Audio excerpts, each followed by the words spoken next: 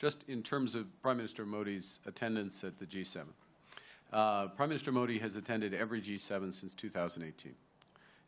That is a reflection of the size of the Indian economy, the dynamism of the Indian economy, Indian technology, the leadership position India plays in a host of venues from G20 and beyond. So as chair of the G7, hosting the Prime Minister in that context is entirely natural, entirely consistent.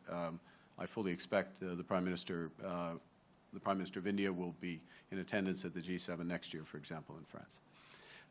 First thing. Secondly, in terms of the bilateral relationship, which is your question, I think the meeting today was important, but I would describe it as foundational, as a necessary first step, an exchange of views, frank, open exchange of views around law enforcement, transnational repression as two examples, an agreement to provide the necessary foundations to begin to rebuild a relationship based on mutual respect, sovereignty, trust.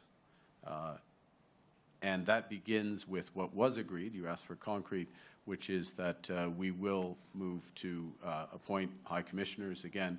And let me just finish by putting that in context, which is there are very deep ties of people and businesses between Canada and India. It's well known. And they are not served at present by consular services, in effect, certainly by high commissioners. And it's necessary to have that level of service as a basis on which to build out, again, in the context of respect for sovereignty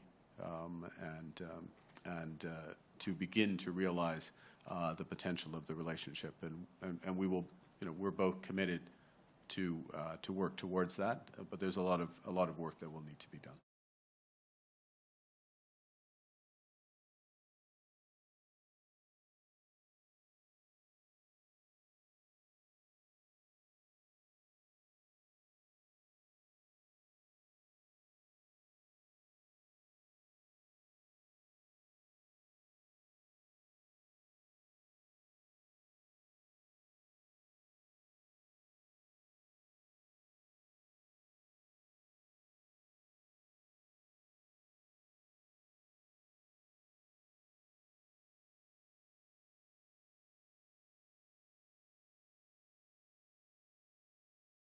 Want access to business standards premium insights?